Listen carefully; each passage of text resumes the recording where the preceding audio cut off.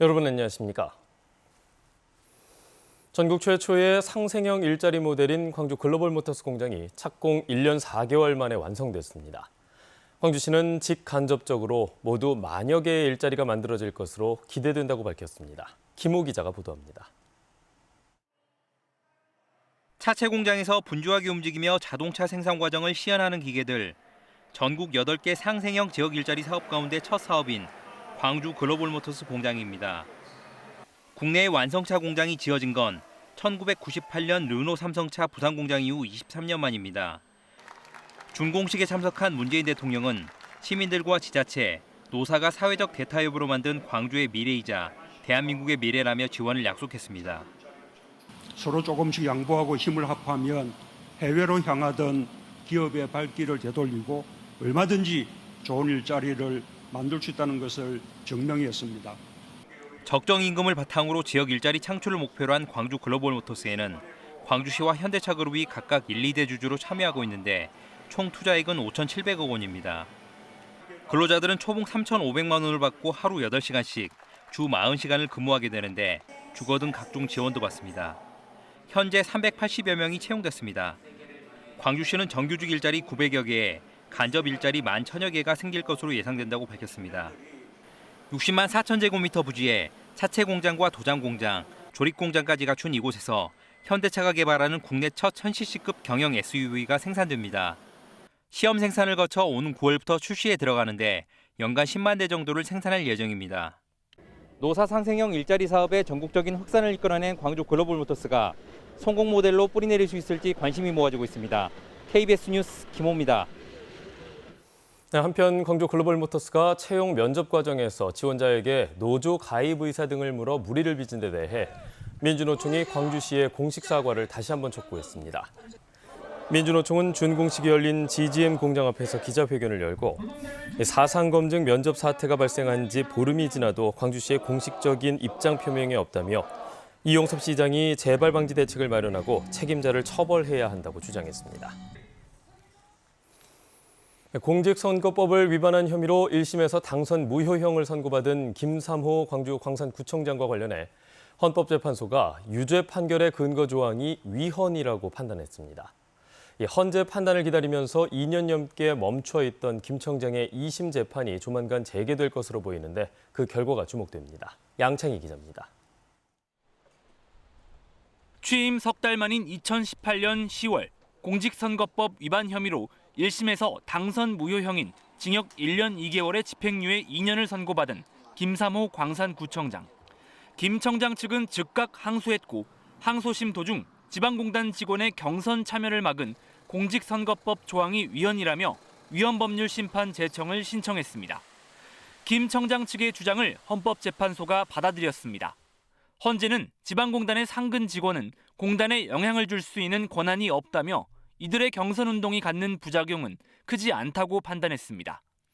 헌재는 공단 직원이 지위를 이용해 경선에 영향을 미친다는 의심은 가능하지만 개별 직무를 검토하지 않고 모든 상근직의 경선운동을 막는 건 지나친 제한이라고 결론 내렸습니다. 헌법재판관 9명 가운데 7명은 이에 동의했지만 이종석, 이영진 재판관은 경선의 공정성을 위해 필요한 조항이라며 반대 의견을 밝혔습니다. 헌재 결정에 따라 2년여 동안 멈춰있던 항소심 재판은 조만간 재개될 것으로 보입니다. 김 청장은 다른 공기업 직원의 선거운동 금지에 대해서도 위헌 결정이 내려진 적이 있는 만큼 이번 결정을 환영한다며 재판에 성실히 임하겠다고 말했습니다. 이에 대해 검찰은 김 청장과 관련한 다른 범죄 사실도 있다며 이번 위헌 결정으로 구형을 변경할 필요성이 있는지 검토할 계획이라고 밝혔습니다. KBS 뉴스 양창입니다. 전두환 씨의 5.18 사자 명예훼손 관련 항소심 재판을 앞두고 법원이 비대면 방식으로 방청권 신청을 받습니다. 광주지방법원은 다음 달 10일 낮 2시에 열릴 예정인 전두환 씨의 5.18 사자 명예훼손 사건 항소심 첫 재판과 관련해 다음 달 6일 오전 10시부터 오후 5시까지 문자 메시지로 응모를 받은 뒤 추첨을 통해 일반 방청석 33자리를 배정하기로 했다고 밝혔습니다. 법원은 사회적 거리두기 단계가 격상돼 50명 이상의 집합이 금지될 경우에는 옆 법정에서 화상 방청을 통해 진행할 방침입니다. 지난 2012년 이후 활용 방안을 찾지 못했던 여수 세계박람회장을 공공개발하기로 위한 법 개정안이 발의됐습니다. 주철현 더불어민주당 의원이 발의한 개정안은 사후 활용 주체를 여수 세계박람회 재단에서 공공기관인 여수광양 항만공사로 바꾸고 사업 수행을 위한 항만공사법 개정, 사후 활용 위원회 구성 등의 내용이 담겨 있습니다. 주 의원은 해수부와 전라남도, 여수시 등과 수차례 논의 끝에 공공개발의 주체인 여수광양 항만공사 외에는 다른 대안이 없다는 공감대가 형성돼 법률 개정안을 마련했다고 개정 취지를 설명했습니다. 원도심의 오래된 골목길은 주민들이 빠져나가면서 삭막한 느낌을 주는 경우가 많습니다. 이런 골목을 주민들이 힘을 모아서 내 집 정원처럼 꾸미면서 마을의 활기를 돋게 하고 있습니다. 정아람 기자가 보도합니다. 주택가 돌계단을 따라 알록달록한 꽃들이 화사한 자태를 뽐냅니다. 대문 앞마다 놓인 화분들은 마치 근사한 정원에 온 느낌을 줍니다. 5년 전까지만 해도 관리가 안 돼 각종 쓰레기가 나뒹굴던 골목길. 주민들이 마을 정원 가꾸기에 나서면서 골목길 풍경도 변했습니다. 골목 그 주변에도 다 치우고 화분도 넣고 정원도 만들고 꽃을 가꾸고 있습니다. 주민들은 건강한 여가 활동을 하는 것은 물론 함께 소통하는 시간도 늘었다며 만족해합니다. 그야말로 마을이 아니고 정원이다. 저희 마을 주변이 더욱더 아름다운 정원으로 변모할 수 있게 된 것이 정말 흐뭇하고, 이처럼 주민들이 직접 꽃과 나무를 심어 황량한 공간을 이야기가 담긴 정원으로 만든 곳은 순천의 48곳. 순천시는 오는 2023년까지 읍면동 공공부지에 마을 특화 정원을 100개 이상 확대하기로 했습니다. 정원의 도시는 시민들이 한 뼘의 자투리 공간이라도 자신들이 직접 정원을 가꾸고 조성해보는 것들이 이렇게 일상화되는 것이라고 생각합니다. 도심 속 정원은 오는 2023년 치러질 순천국제정원 박람회에서도 주 무대로 활용할 예정입니다. KBS 뉴스 정아람입니다. 어제 오후 6시 기준 광주와 전남 지역에서는 코로나19 신규 확진자 6명이 발생했습니다. 광주에서는 북구 소재 호프집 관련 확진자 1명과 감염 경로 미확인 확진자와 접촉한 2명이 자가격리 중 진단검사에서 양성 판정을 받았습니다. 전남 지역에서는 장성군 황룡면장이 확진돼 황룡면 행정복지센터가 임시 폐쇄됐으며 여수에 사는 40대와 초등학생 자녀가 확진 판정을 받아 확진자가 다닌 초등학교 학생과 교직원 등 160여 명이 진단검사를 받고 있습니다.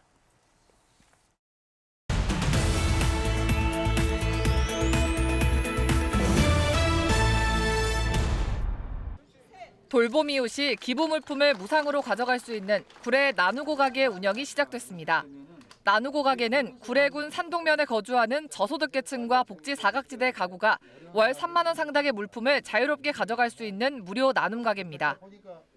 광주시 북구의 행복둥지 사랑의 집수리 봉사단원들이 광주시 북구 중흥동의 수급자 세대를 대상으로 도배와 집수리 등을 하며 봉사활동을 펼쳤습니다. 북구는 또 도시재생 뉴딜사업구역인 신안동 지역에 20년 이상 경과된 주택을 대상으로 집수리 지원 사업을 펼칠 예정입니다. 광주시 남구가 사회적 경제기업의 지속적이고 안정적인 수익구조 기반을 조성하기 위해 사회적 경제기업 사업개발비 지원사업 약정식을 체결했습니다. 남구는 사업비 4억 원을 확보해 사회적 기업으로 인증된 7곳과 예비 사회적 기업 8곳 등을 대상으로 브랜드와 기술 개발, 시제품 제작 지원 등에 나설 방침입니다. 강진군이 청정 전남 으뜸마을 만들기 사업 지정서 전달과 출범식을 개최하고 본격적인 주민 주도형 경관 가꾸기 사업에 착수합니다. 청정 전남 으뜸마을 만들기 사업은 블루 이코노미 실현을 위한 전남도의 시책으로 도내 지자체 공모를 통해 강진군은 45개 마을이 선정됐습니다. 지금까지 단신 브리핑이었습니다. 광주와 전남의 개별 주택 가격이 지난해와 비교해 6에서 8%가량 오른 것으로 나타났습니다.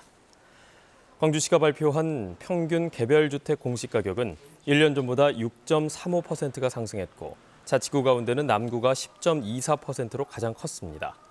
전남의 평균 개별 주택 공시 가격 역시 전년보다 6.35% 상승했고 시 군별로는 담양이 가장 높은 12.76%의 상승률을 기록했습니다.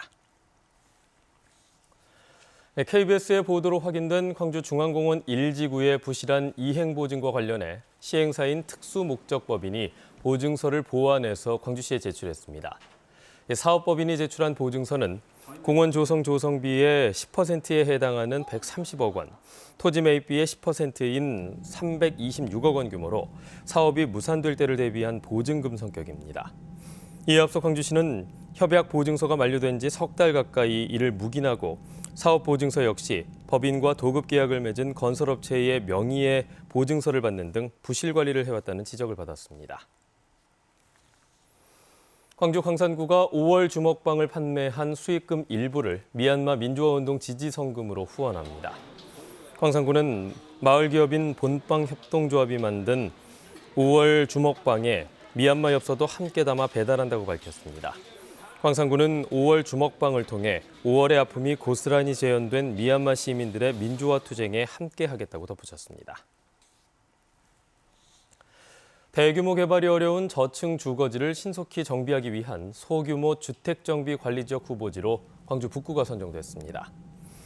국토부는 광주 북구와 대전 동구, 인천 부평 등 20곳을 소규모 주택정비관리지역 선도사업 후보지로 선정했다고 밝혔습니다. 소규모 주택정비관리지역으로 지정되면 건축규제 완화와 국비 지원 등이 이루어지며 광주에서는 중흥동 광주역 인근에 250가구가 공급될 예정입니다. 지난달 광주와 전남 지역의 아파트 매매 건수가 전달에 비해 크게 증가한 것으로 나타났습니다. 한국부동산원의 통계를 보면 광주 지역의 지난 3월 아파트 매매 건수는 2,740여 건으로 전달보다 1,000건 가까이 늘었습니다. 전남 지역도 2,190건이 거래돼 전달보다 530여 건이 증가했습니다. 부동산업계는 광주의 경우 그동안 상대적으로 가격이 덜 오른 지역의 아파트를 중심으로 매매가 이루어진 것으로 분석했습니다. 광주시 보건환경연구원이 배달용 일회용품의 안정성 확보를 위한 품질 규격 검사를 실시합니다. 검사 대상은 식품을 저장하는 물병과 반찬통, 플라스틱 용기와 포장재 등 일회용품 140개 품목이며 중금속 기준 초과 여부 등이 집중 점검될 예정입니다. 보건환경연구원은 검사 결과 부적 합이 확인될 경우 식품의약품안전처에 적발 사항 등을 통보한다고 밝혔습니다. 다음 달부터 광주 지역 교통 단속이 강화됩니다. 광주시는 어린이 보호구역 등 5대 금지구역을 중심으로 주정차 적발 과태료를 기존 4만 원씩 인상한다고 밝혔습니다.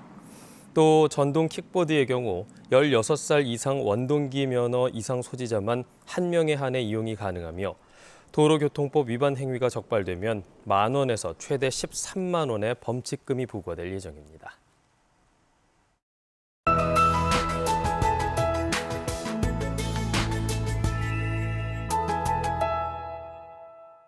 (4월의) 마지막 날인 오늘 맑은 하늘로 시작하겠지만 다시 저녁에는 비 소식이 있습니다.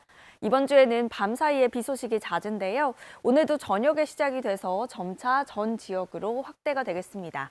내일 아침이면 대부분 그치겠지만 일부 지역은 오후에도 산발적으로 빗방울이 떨어지겠고요. 모레 오전에도 해안 지역을 중심으로 비가 조금 오겠습니다. 흐린 날씨와 함께 내일과 모레는 오늘보다 기온이 소폭 내려가면서 더 쌀쌀해질 전망입니다. 오늘 저녁부터 내일 저녁까지 예상되는 비의 양은 5에서 20mm입니다. 해안 지역은 바람이 무척 강하게 불고 있습니다. 현재 거문도와 초도에는 강풍주의보가 발효 중인데요. 오늘 낮까지 강하게 불다가 잠시 약해지겠지만 내일 새벽부터 남해안 지역은 다시 강해지겠습니다. 오늘 아침 기온은 어제보다 높게 시작하고 있고요. 낮 기온은 어제보다 1에서 5도가량 낮겠습니다. 나주가 18도, 담양 19도로 어제보다 5도가량이나 낮겠습니다. 고흥과 광양의 현재 기온 13도로 시작하고 있고요. 낮 기온 21도 안팎까지 오르겠습니다. 목포의 낮 기온 16도, 강진과 완도 20도가 예상됩니다. 신안을 비롯한 그 외 도서 지역은 17도 안팎에 머물겠습니다. 남해서부 먼바다는 오전까지 바람이 강하게 불고 물결이 최고 3m로 높겠습니다. 다음 주 화요일과 어린이날인 수요일에 다시 한번 비가 오겠습니다. 날씨였습니다. 뉴스를 마칩니다. 여러분 고맙습니다.